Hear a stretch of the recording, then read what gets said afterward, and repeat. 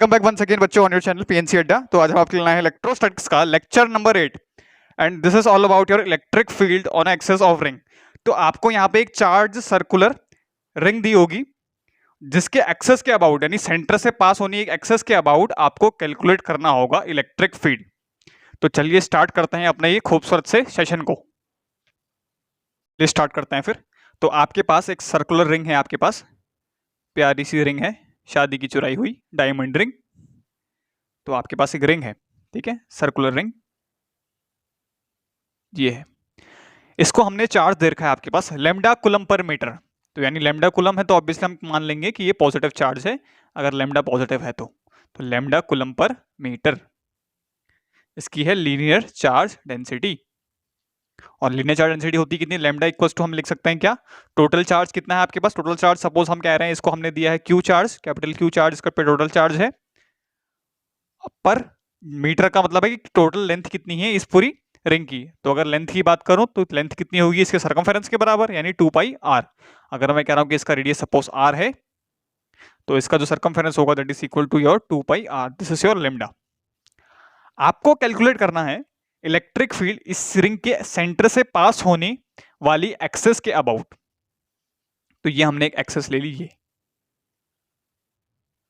इस P point पे आपको कैलकुलेट करना है इलेक्ट्रिक फील्ड कितना होगा, उसकी डायरेक्शन क्या होगी, उसका मैग्नीट्यूड वाइज वो कितना होगा।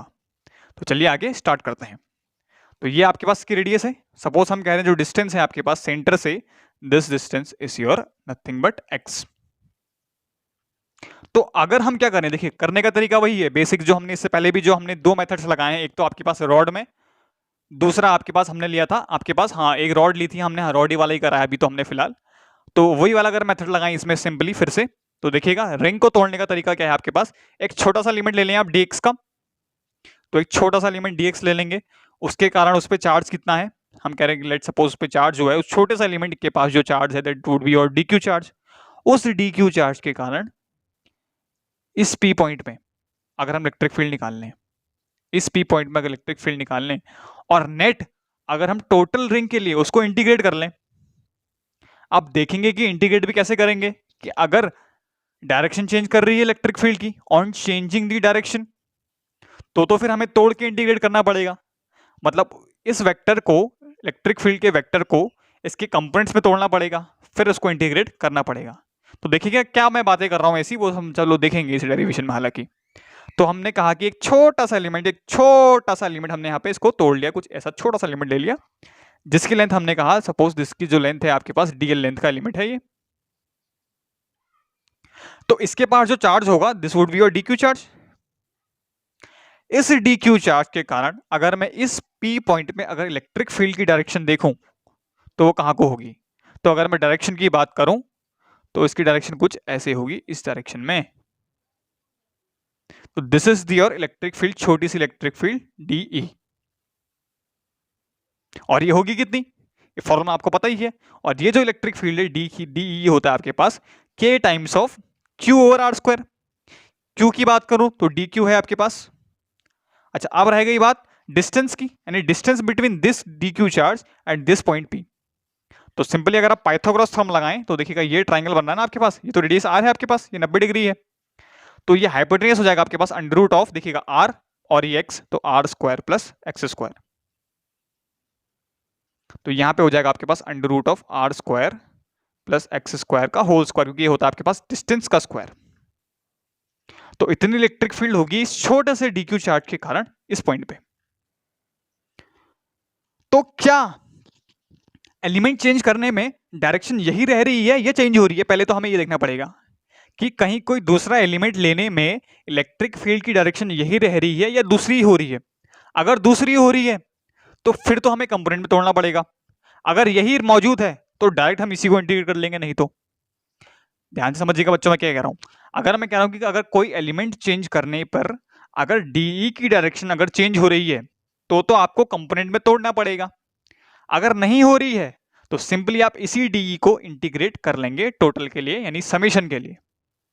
तो सपोज हम कह रहे हैं कि सपोज एक एलिमेंट आप ले लें, ये नीचे वाला बॉटम मोस्ट पॉइंट का अगर एक एलिमेंट ले लें डीएल, इसका हमने एलिमेंट लिया डीएल और इस पे भी चार्ज इतना होगा आपके पास, इतना ही होगा अगर यूनिफॉर्मली चार्ज डिस्ट्रीब्यूटेड है तो डी क्यू चार्ज ही होगा यहाँ पे भी।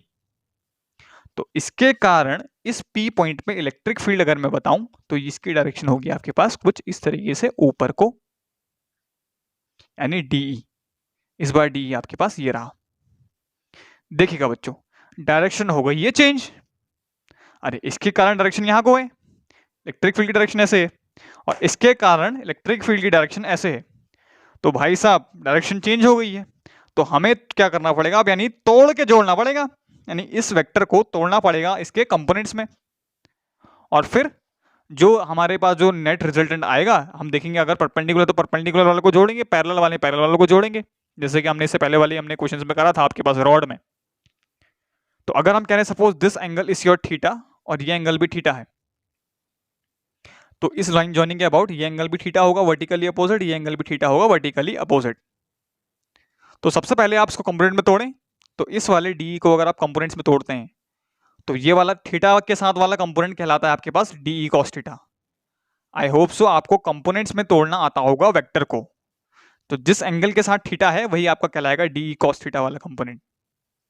वहीं जो इसके परपेंडिकुलर वाला है ये आपके पास कहलाएगा डीई साइन थीटा। तो ये तो हमने तोड़ा इस वाले इलेक्ट्रिक फील्ड को। सिमिलरली अगर इस वाले इलेक्ट्रिक फील्ड को अगर मैं तोड़ूं इसके कंपोनेंट्स में देखिएगा तो ये वाला एंगल इस बार थीटा बना रहा है ये, तो ये वाला अगेन ये वाला इसी के अलोंग आएगा इसका कॉस कंपोनेंट इसका भी, यानी डीई कॉस थीटा। वहीं इसके जो परपेंडिकुलर वाला कंपोनेंट है इस वाले के, ये वाला कहलाएगा आपके पास D E sine theta, D E times of sine of theta. तो ये तो हमने तोड़ लिया इनको इसके डायरेक्शन में। तो अगर आप यहां से समझ रहे हैं तो दो वेक्टर्स हैं आपके पास इक्वल इन मैग्नीट्यूड, तो इनके जो कंपोनेंट्स होंगे वो भी आपस में इक्वल होंगे मैग्नीट्यूड में। तो अगर आप देखें d E sine theta equal in magnitude but opposite in direction, तो एक दूसरे को क्या करेंगे, एक दूसरे का नरसंहार करेंगे, यानी एक दूसरे को कैंसिल आउट करेंगे, यानी डी साइन थीटा वाले को खत्म कर देगा। और जो दो वेक्टर्स जो आप दिख रहे हैं यहां पे सिमिलरली डी कॉस थीटा और D cos theta, same magnitude लेकिन सेम डायरेक्शन, इस बार हो जाएंगे एड अप, इनको हम कर लेंगे इन दोनों का समेशन। अब ऐसे ही अनंत टुकड़े करें हमने क्या करें इसमें अनंत टुकड़े करें, डीएल के अनंत टुकड़े करें। तो इनके जितने भी अनंत टुकड़े हैं उन सबके कॉस कंपोनेंट क्या होंगे आपके एड अप हो जाएंगे, और जितने भी साइन कंपोनेंट हैं वो सब कैंसिल आउट हो जाएंगे। तो हालांकि आपको तो मैंने डेरिवेशन में सिर्फ आपके पास दो ही कंपोनेंट दिखाए, ऐसे तो आपके पास इनफाइनाइट पीसेस है ना इसके। अगर आप हर पीस के कारण अगर आप निकालें ना एक इस पॉइंट पे इलेक्ट्रिक फील्ड, तो जितने भी आपके पास कॉस कंपोनेंट हैं, यानी जो आपके पास हॉरिजॉन्टल कंपोनेंट्स हैं वो सब ही ऐड होंगे और वर्टिकल कंपोनेंट्स आपके पास कैंसिल आउट होंगे। तो हम ये कह सकते हैं कि नेट हॉरिजॉन्टल कंपोनेंट जो हॉरिजॉन्टल में जो नेट इलेक्ट्रिक फील्ड है that is your not equal to zero, बल्कि वर्टिकल वाली इलेक्ट्रिक फील्ड के आपके पास जीरो है। यानी ई वर्टिकल की अगर मैं बात करूं तो जो आपकी जीरो है, EV is your E vertical electric field. वहीं हॉरिजॉन्टल की बात करूं तो हॉरिजॉन्टल के लिए हम क्या करेंगे, देखिएगा ई हॉरिजॉन्टल जो आप ई कह रहे हैं ई नेट, इसको हम लिखेंगे this is along your horizontal, और कितनी है आपके पास integration times of D E cos theta. Again हमने इंटीग्रेशन का यूज क्यों किया, तो वही मैं आपको बता रहा हूं, इंटीग्रेशन का मतलब है समेशन, तोड़ के जोड़ना, तोड़ के जोड़ने को ही हम कहते हैं इंटीग्रेशन। पहले हमने रिंग को तोड़ा इनफाइनाइट पीसेस में और उन हर पीसेस के कारण पी पॉइंट पे हमने निकाल दिया इलेक्ट्रिक फील्ड। अब हम क्या करें, इन हर पीस का इलेक्ट्रिक फील्ड जो हमने निकाला है उन सबको जोड़ रहे हैं, और जोड़ने का मतलब है सांप, सांप का मतलब है इंटीग्रेशन, तो तोड़ के जोड़ना। तो सारे डी कॉस कंपोनेंट इसमें सब जुड़ जाएंगे, जितने भी इसमें से निकलेंगे वो सब के साथ हमने क्या कर दिया, इसको हमने इससे रिप्रेजेंट कर दिया। इसका मतलब काफी है, सांप का मतलब काफी है, कि मतलब इसका मतलब ये है कि जितने भी कंपोनेंट्स हैं आपके पास सब के सब वो जुड़ रहे हैं। तो चलें फिर आगे बढ़ते हैं। तो डी की वैल्यू तो आपको ऑलरेडी पता है, k times of D Q R square plus X square की पावर 2। तो अगर हम यहां से डी को लिखें तो डी है आपके पास, देखिएगा k times of D Q. अच्छा डी क्यू को हम लिख सकते हैं क्या, डी क्यू होता है आपके पास, देखिएगा डी क्यू हो जाएगा आपके पास लैम्डा टाइम्स ऑफ डीएल, ये हमने ऑलरेडी पढ़ा है आपको। अरे लैम्डा होता है आपके पास डी क्यू अपॉन डीएल, तो आप लिख सकते हैं D Q equals to lambda times of d l. तो ये आप सिंपली इसको रिप्रेजेंट करते हैं लैम्डा टाइम्स ऑफ डीएल। ये आपका z रहा, तो ये पावर 1/2 है। देखिएगा अंडर रूट का मतलब है पावर है आपके पास 1/2, तो 1/2 से 2 कैंसिल आउट हो जाएगा आपके पास, तो आपके पास रह जाएगा सिर्फ r square plus X square, यानी यहां रह जाएगा आपके पास r square plus X square. और लैम्डा आपको पता है, लैम्डा को आप लिख सकते हैं q/2πr, क्योंकि ऑलरेडी आपके पास जो लीनियर चार्ज डेंसिटी है ये आपको गिवन है। लीनियर चार्ज डेंसिटी क्या होती है आपके पास, कितना चार्ज स्टोर हुआ है पर यूनिट लेंथ के हिसाब से, टोटल लेंथ कितनी है आपके पास 2πr, और टोटल चार्ज है आपके पास q, यानी लैम्डा को हम सिंपली रिप्रेजेंट कर सकते हैं q/2πr से, यानी इसको मैं लिख सकता हूं टोटल चार्ज q/2πr। तो ये हो गया आपके पास डी। क्या हम यहां से कॉस थीटा निकाल सकते हैं इस ट्रायंगल से? देखिएगा कॉस थीटा, देखिए अगर मैं थीटा निकालूं इस वाले ट्रायंगल से, तो देखिए कॉस थीटा, तो कॉस थीटा होता है आपके पास बेस अपॉन हाइपोटेनियस, तो बेस है आपके पास x, हाइपोटेनियस है आपके पास r square plus X square, यानी x upon r square plus X square, तो ये हो जाएगा आपके पास कॉस ऑफ थीटा। तो अब इस डी को और इस वाली इसको हम कह रहे हैं कि इक्वेशन ए है, ये इक्वेशन बी है आपके पास, इन दोनों को उठा के इक्वेशन नंबर फर्स्ट में आप रख लें। तो देखिएगा ई नेट कितना आएगा यहां से आपके पास, तो देखिए अगर मैं इसको रखूं यहां पे, तो ई नेट, तो ये हो जाएगा यहां से देखिएगा integration of D K times of क्यू, के टाइम्स ऑफ क्यू into D L upon R square plus X square into 2πr into X upon R square plus X square into X upon, देखिएगा अगर मैं यहाँ से इसको लिखूं तो ये हो जाएगा आपके पास इंटू एक्स, कॉस थीटा को मैं लिख रहा हूं ना यहाँ से under root of R square plus X का स्क्वायर। जो जो कांस्टेंट टर्म्स हैं वो आप बाहर ले सकते हैं। तो अगर आप कांस्टेंट की बात करें देखिएगा, तो के कांस्टेंट है आपके पास, बाहर आ जाएगा, चार्ज क्यू बाहर आ जाएगा, कांस्टेंट है अगेन, यूनिफॉर्मली चार्ज है, तो सब पे बराबर चार्ज, तो चार्ज तो वेरी कर नहीं रहा है, तो क्यू अपने बाहर ले लिया। इसको अगर आप लिखें तो हम तो 1/2 पावर 1/2 प्लस 1, ये हो जाएगा आपके पास 3/2। अरे आर स्क्वायर की प्लस एक्स स्क्वायर की पावर है आपके पास 1/2, 1/2 प्लस 1 हो जाएगा आपके पास 3/2, यानी ये हो जाएगा आपके पास R square plus X square की होल पावर 3/2। 2πr भी आपके पास कांस्टेंट है, तो ये भी बाहर हो जाएगा आपके पास। तो क्या वेरिएबल एक्स है? तो हम कहेंगे नहीं, एक्स वेरिएबल भी नहीं, एक्स भी वेरिएबल नहीं है। तो अगर आप देखें तो डिस्टेंस है from the center to this point, ये तो है आपके पास एक्स, तो ये तो फिक्स्ड है, तो हम कहेंगे एक्स भी क्या है आपके पास कांस्टेंट है, ये भी आपका बाहर आ जाएगा। तो वेरिएबल क्या है? वेरिएबल है आपके पास सिर्फ डीएल, तो इंटीग्रेशन के अंदर आएगा सिर्फ वेरिएबल क्वांटिटी यानी डीएल। तो इंटीग्रेशन के अंदर आपका आएगा डीएल, क्योंकि डीएल ही आपका वेरी कर रहा है। अब डीएल की लिमिट की बात करें तो लिमिट कहां से कहां लगेगी इसमें देखिएगा, तो लिमिट की बात कर तो देखिएगा यहां से स्टार्ट हो, यहां से अगर हम सपोज इस पॉइंट पे कह रहा हूं कि आपके पास जो सर्कमफेरेंस है ये 0 है, तो इस पॉइंट से अगर हम घूम के दोबारा आएंगे इस पूरे एंटायर रिंग पे चलेंगे, तो टोटल आपके पास जो लेंथ हो जाएगी डीएल की, जो लेंथ होगी टोटल लेंथ 0 से लेके 2πr, क्योंकि सर्कमफेरेंस जो है इसका, तो लेंथ होगी इसकी that is your periphery, periphery का मतलब है 2πr, तो डीएल की लिमिट होगी आपके पास 0 से लेके 2πr,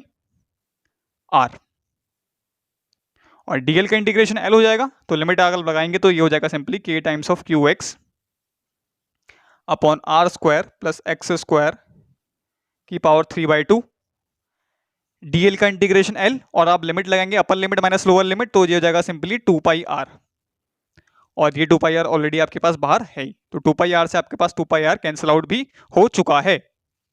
तो इसका मतलब है आपके पास जो नेट इलेक्ट्रिक फील्ड आएगा यहां से कितना आएगा बच्चों देखिएगा, तो इलेक्ट्रिक फील्ड यहां से आ जाएगा ई नेट, जो कि है आपके पास के क्यू X upon R square plus X square की पावर 3/2, और के की वैल्यू भी हमें पता है कितनी होती है 1/4πε0, के आपके पास कांस्टेंट है, तो आपके पास ये हो जाएगा, अगर आप के की भी वैल्यू यहाँ पे प्लेस करें तो ये हो जाएगा E = 1/4πε0 times of Q into X, यानी Q into X R square plus X square की होल पावर 3/2। तो ये आया आपके पास net electric field on the axis of a circular ring. तो किसी भी रिंग के एक्सेस के अबाउट अगर आप इस पॉइंट की बात करें तो यहाँ को इलेक्ट्रिक फील्ड की डायरेक्शन होगी आपके पास इस तरफ को, और कितना होगा मैग्नीट्यूड में 1/4πε0 times of Q X upon R square plus X square की होल पावर 3/2। तो अब हम देखते हैं इसमें कुछ स्पेशल केसेस, तो कैसे कैसे केसेस बनते हैं इसमें। तो आप इसको पॉज करके पहले एक बार नोट कर लीजिएगा। ये फॉर्मूला देखा बच्चों, जो electric field about the axis थी, that was your Q X upon 4 pi epsilon naught R square plus X square की होल पावर 3/2, जहां पे क्यू है आपके पास टोटल चार्ज कितना हमने दिया है उस यूनिफॉर्म सर्कुलर रिंग को, और एक्स है आपके पास सेंटर से डिस्टेंस उस पॉइंट की जो कि जिसकी रेडियस कितनी है आपकी आर है रिंग की। और वहीं डायरेक्शन की बात करूं तो डायरेक्शन मैंने आपको ऑलरेडी बताया था कि जैसे आपके पास ये आपके पास सर्कुलर रिंग है, तो इस पॉइंट में हमने डायरेक्शन कहा था, इस पॉइंट के अबाउट जो डायरेक्शन थी वो कुछ इस तरफ को थी, यानी राइट के अबाउट थी। अगर चार्ज आपके पास लैम्डा पॉजिटिव है, ठीक है, लैम्डा कूलम पर मीटर यानी पॉजिटिव चार्ज है अगर, तो इधर को डायरेक्शन होती। तो वहीं अगर आपके पास चार्ज सपोज अगर आपके पास माइनस लैम्डा पर कूलम होता है, यानी नेगेटिव चार्ज डिस्ट्रीब्यूट होता है इसमें, तो इस पॉइंट में आपके पास डायरेक्शन कुछ इधर को होती, तो इलेक्ट्रिक फील्ड की डायरेक्शन आपकी होती इस डायरेक्शन में। तो ये तो रही अबाउट दिस पॉइंट पी। अगर मैं कहूं यही पॉइंट पी अगर आपके पास लेफ्ट साइड को होता, इस साइड को होता, तो डायरेक्शन कहां को होती है आपके पास इलेक्ट्रिक फील्ड की? तो ऑब्वियसली इस पॉइंट को डायरेक्शन होती है आपके पास इस साइड में इलेक्ट्रिक फील्ड की। ये आप चेक भी कर सकते हैं, देखिएगा अगर इस पॉइंट से अगर आप इस पॉइंट पे इलेक्ट्रिक फील्ड की डायरेक्शन निकालें तो ये आपके पास ये रहेगी, और इस वाले एलिमेंट के कारण इस पॉइंट पे इलेक्ट्रिक फील्ड निकालें तो इसकी डायरेक्शन आपके पास कुछ ऐसे रहेगी। तो यहाँ पे भी जो वर्टिकल कंपोनेंट्स हैं ये एक दूसरे को कैंसिल आउट करेंगे, तो यानी जो भी आपके पास ई नेट होगा ये आपके पास अबाउट और हॉरिजॉन्टल कंपोनेंट ही होगा। तो इस पॉइंट में होगी आपके पास टुवर्ड्स लेफ्ट, यहां पे होगी आपके पास लेफ्ट को डायरेक्शन, और यहां पे होगी आपके पास राइट को डायरेक्शन, अगर पॉजिटिव चार्ज आप दे रहे हैं इस यूनिफॉर्मली चार्ज रिंग को, यानी लैम्डा कूलम पर मीटर है।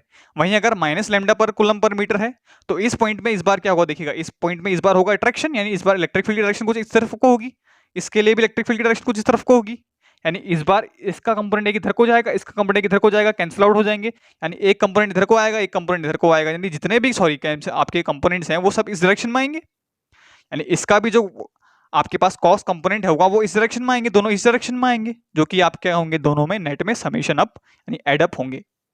तो यानी कि ये दोनों तो कैंसिल आउट होंगे, तो जो भी नेट इलेक्ट्रिक फील्ड होगा दैट वुड बी आपका टुवर्ड्स की और राइट, तो यहाँ को होगा राइट की तरफ और यहाँ होगा आपका लेफ्ट की तरफ को। तो ये तो बात कर ली हमने डायरेक्शन की। तो अगर हम एक इसमें स्पेशल केस की बात करें तो केस नंबर 1, अगर हम कह रहे हैं ये जो डिस्टेंस है आपके पास x, जो डिस्टेंस है आपके पास, और रेडियस ऑफ रिंग हमने लिया था आपके पास r है, तो अगर x हो जाए 0, x 0 का मतलब है कि ये जो डिस्टेंस है आपके पास सेंटर से इस p पॉइंट की डिस्टेंस जो है अगर ये 0 हो जाए, यानी ये p पॉइंट एग्जैक्टली सेंटर पे ही आ जाए। ध्यान से समझिएगा मैं क्या बता रहा हूं आपको, अगर मैं कह रहा हूं जो डिस्टेंस है from the center to that point, जिस पॉइंट में हमें इलेक्ट्रिक फील्ड निकालना है, अगर वो 0 हो जाए, तो हम क्या ये नहीं कह सकते कि ये जो p पॉइंट है ये सेंटर पे ही लाई कर रहा है। तो यानी कि if x is nearly equal to, यानी 0 के करीब है या 0 ही है, तो हम कहेंगे कि जो p पॉइंट है this will lie at the centre of the circle. तो p will lie at centre. तो इसका मतलब है अगर x 0 हो गया तो ये सिंपली आपके पास 0, तो अगर आपके पास आपके पास अगर x 0 तो x स्क्वायर आपके पास नियरली इक्वल टू 0 हो जाएगा, नहीं जो इलेक्ट्रिक फील्ड है सिंपली यहाँ पे E x 0 रखेंगे तो E क्या हो जाएगा आपके पास 0, यानी इलेक्ट्रिक फील्ड एट सेंटर क्या होती है आपके पास 0 होती है। तो ये आपके पास पहला केस है। तो केस नंबर फर्स्ट ये बोलेगा कि if x equal to 0 then E is equal to 0। ठीक है, तो this was your case number first. अब लेते हैं हम अपना केस नंबर सेकंड। तो केस नंबर सेकंड में हम ये कह सकते हैं कि अगर आपके पास x काफी दूर है, तो x आपका पास काफी बड़ा है एज कम्पेयर टू r, तो उस केस में हम कह सकते हैं अगर x काफी बड़ा है, इफ केस नंबर सेकंड की बात करूं, अगर x is very much less than greater than r, तो इस केस में हम कह सकते हैं कि r स्क्वायर लगभग 0 के आसपास हम ले सकते हैं, मतलब इसके सामने तो नेग्लिजिबल है, या हम कह सकते हैं r लगभग 0 के आसपास हो गया, r स्क्वायर आपके पास नियरली इक्वल टू 0 है। तो इस केस में आपके पास फॉर्मूला क्या बन जाएगा E का, देखिएगा यहाँ से 1/4 पाई epsilon not times of x square की पावर 3/2, यानी ये सिंपली हो जाएगा आपके पास x स्क्वायर। तो ये आपका इलेक्ट्रिक फील्ड का फॉर्मूला बनेगा यहाँ से, अगर क्या है आपके पास r नियरली इक्वल टू 0 है या लगभग बहुत कम है। ठीक है, r का मतलब है यहाँ पे, r का मतलब है यहाँ पे रेडियस, r से तात्पर्य है मेरा रेडियस ऑफ सर्कल।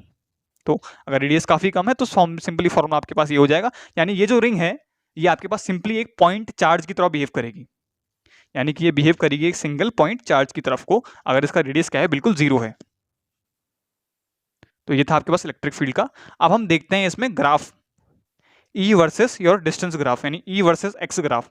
जो x जो दूरी है आपके पास सेंटर से वर्सेस योर इलेक्ट्रिक फील्ड का ग्राफ। अगर हम E versus electric field intensity versus अगर मैं x का ग्राफ बताऊं तो हम इसको अगर ड्रॉ करें तो कैसे ड्रॉ करेंगे? तो हमने ये देखा इलेक्ट्रिक फील्ड का आपके पास फॉर्मूला था, दैट वाज इक्वल टू आपके पास 1/k टाइम्स ऑफ, या k बोल दें या 1/4 पाई एप्सिलॉन नॉट बोल दें, q into X upon r square plus x square की होल पावर आपके पास थी 3/2। तो सबसे पहले अगर हम इसमें मैक्सिमम इलेक्ट्रिक फील्ड निकालें, मतलब किस पॉइंट पे जाके आपकी इलेक्ट्रिक फील्ड मैक्सिमम होगी, क्योंकि एक पॉइंट तो ऐसा आएगा ना, आपको पता है कि अगर आप देखिएगा ये आपके पास सर्कल है, देखिएगा सेंटर पे आपको पता है इलेक्ट्रिक फील्ड 0 है, सेंटर पे आपके पास इलेक्ट्रिक फील्ड 0 है, इसका मतलब है यहां से यहां आने में आपके पास इलेक्ट्रिक फील्ड क्या हो रही है? कम हो रही है। या आप कह सकते हैं कि यहां से अगर आप जैसे यहां से यहां जा रहे हैं तो आपके पास इलेक्ट्रिक फील्ड क्या हो रही है? बढ़ रही है। फिर फाइनली जैसे जैसे आप दूर जाएंगे, देखिएगा जैसे जैसे आप दूर जाएंगे आपके पास इलेक्ट्रिक फील्ड भी घटेगा, क्योंकि देखिएगा जैसे जितना बड़ा आपके पास x होगा उतना बड़ा आपके पास डिनोमिनेटर होगा, डिनोमिनेटर बड़ा तो ओवरऑल इलेक्ट्रिक फील्ड आपकी घटेगी।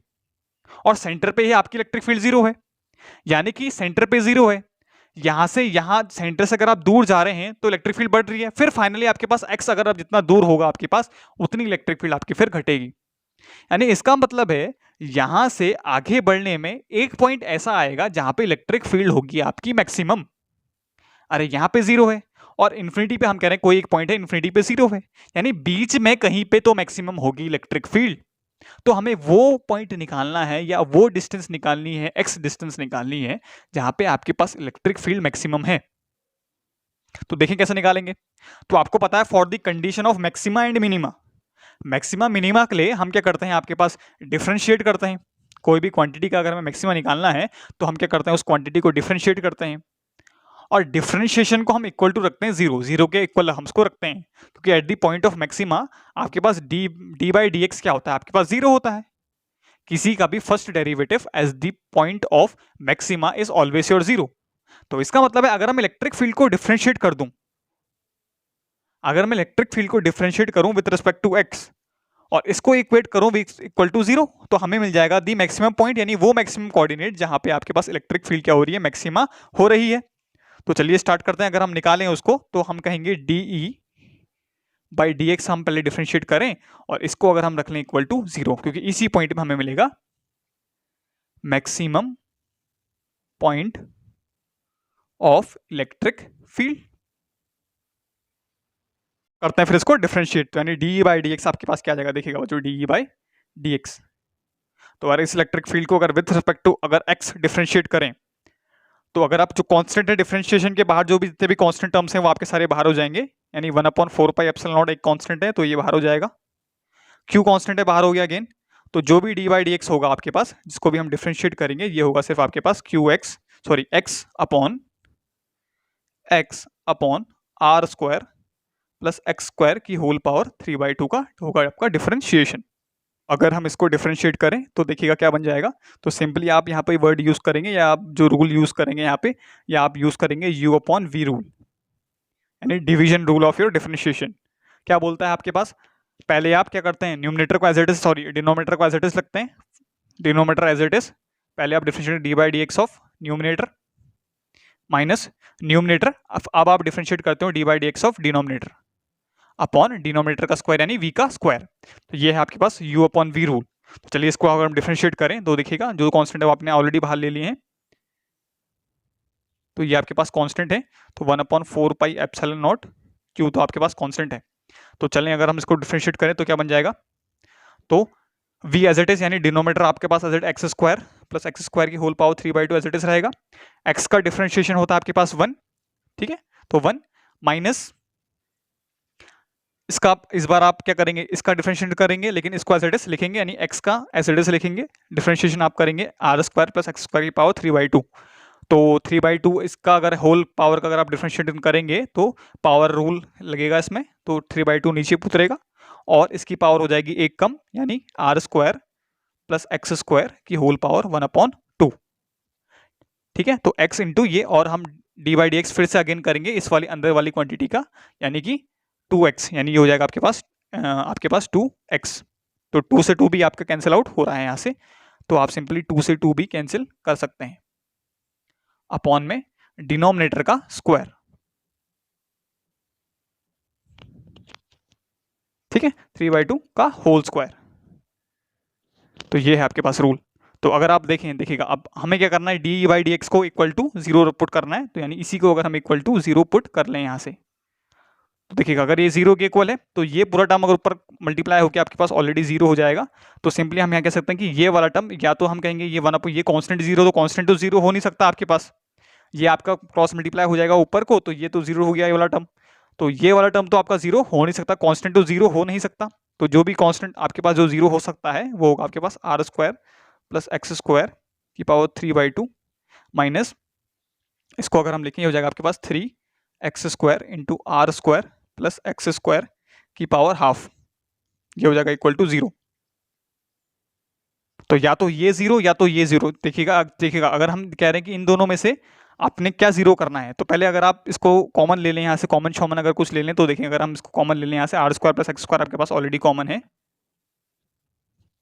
तो आप कॉमन लेंगे कि होल पावर 1/2 अगर आप यहाँ से कॉमन ले लें तो ये हो जाएगा आपके पास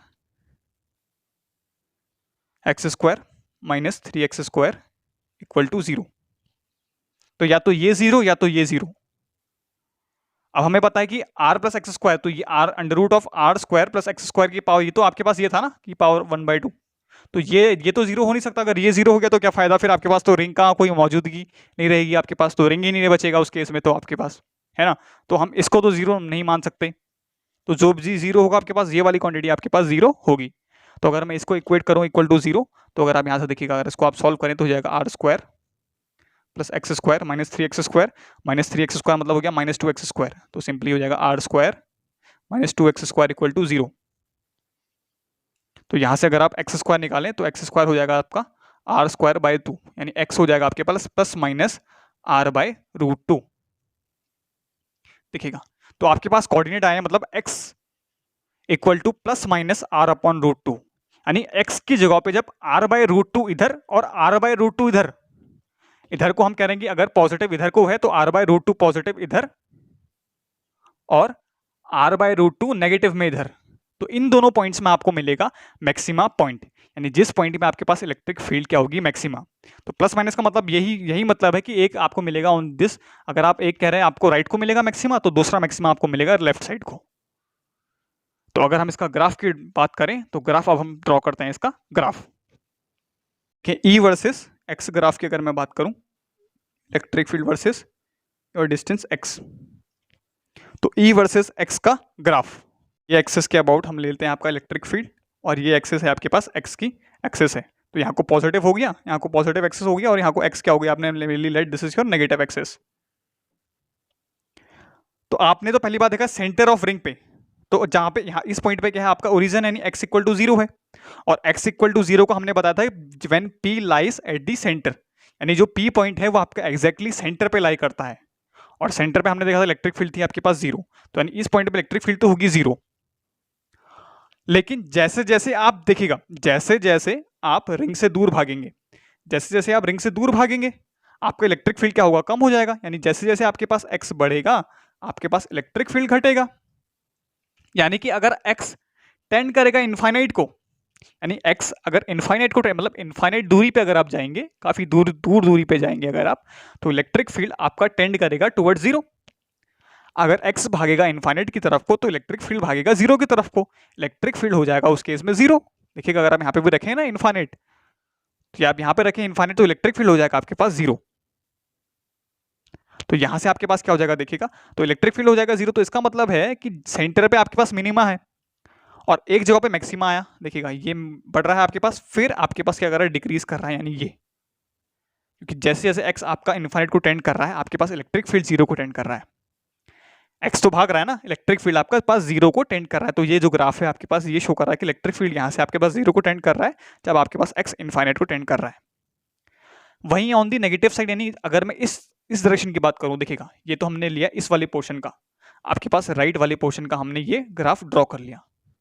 अगर मैं वहीं लेफ्ट साइड की अगर बात करूं तो लेफ्ट साइड का देखिए, लेफ्ट साइड में कैसे बताऊंगा मैं आपको। तो लेफ्ट साइड में अगर हम कह रहे हैं देखिए नेगेटिव x एक्सिस है तो ये माइनस x हम कह रहे हैं इसको, तो इस पॉइंट पे भी अगर हमें जो मैक्सिमम मिला, एक इस पॉइंट पे मिला, एक इस पॉइंट पे हमें मैक्सिमम मिल रहा है, तो देखिएगा ना, ये देखिए ये पीक है, इसका पीक मतलब है highest value of electric field आपको यहाँ पे मिल रही है। और यहाँ पे किस दूरी पे मिल रही थी, हमने आपको ऑलरेडी बताया, ये आपको मिल रही थी r/√2 दूरी पे आपको इलेक्ट्रिक फील्ड मैक्सिमम मिल रहा है। ई मैक्सिमम कितनी दूरी पे, r/√2 दूरी पे। वहीं मैंने आपको पता कि एक इलेक्ट्रिक फील्ड आपको मिलेगा ऑन योर -r/√2 दूरी पे आपको मिलेगा एक इलेक्ट्रिक फील्ड। तो इस पॉइंट पे एक इलेक्ट्रिक फील्ड आपको यहां पे मिलेगा r/√2 दूरी पे ऑन योर सेकंड, आपके पास यहां हम कह सकते हैं लेफ्ट साइड को। लेकिन अगर मैं लेफ्ट साइड की बात करूं और राइट साइड की, दोनों की अगर मैं बात करूं, तो इस साइड में डायरेक्शन आपकी इलेक्ट्रिक फील्ड की डायरेक्शन अगर की बात करें तो इलेक्ट्रिक फील्ड की डायरेक्शन थी आपके पास इस तरफ को, और लेकिन इस तरफ में आपके पास इलेक्ट्रिक फील्ड की डायरेक्शन होगी आपके पास इस तरफ को, यानी इस तरफ को आपके पास इलेक्ट्रिक फील्ड की डायरेक्शन है टुवर्ड्स राइट, लेकिन इस तरफ को है आपके पास इलेक्ट्रिक फील्ड की डायरेक्शन टुवर्ड्स लेफ्ट। तो डायरेक्शन तो उल्टी पड़ रही है। तो इसका मतलब है यहाँ का जो ग्राफ होगा ये कुछ ऐसे होगा। अगर मैं इसको ऐसी बनाऊं तो देखिएगा ये जो ग्राफ है ये कुछ ऐसा जाएगा और यहाँ से कुछ ऐसा टर्न लेगा, ये सेम यहाँ का और यहाँ का सेम बनेगा, बस जो है डायरेक्शन ऑफ ग्राफ, जो कॉन्केविटी है आपकी ग्राफ की ये बदल रही है।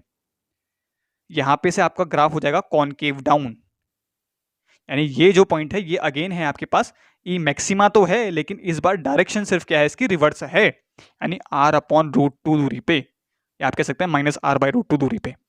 तो ई क्या है, नेगेटिव। नेगेटिव ई, नेगेटिव का मतलब है आपके पास यहाँ पे डायरेक्शन क्या कर रही है, पलट जा रही है। ई नेगेटिव से सिर्फ इतना मतलब है कि ई क्या है, वेक्टर क्वांटिटी। अब वेक्टर में नेगेटिव का सिग्निफिकेंस क्या है, नेगेटिव का सिग्निफिकेंस यही है कि आपकी डायरेक्शन रिवर्स हो जा रही है। तो इसका मतलब है लेफ्ट साइड में आपकी जो डायरेक्शन है that is your towards left, और राइट साइड की जो डायरेक्शन है that is towards your right.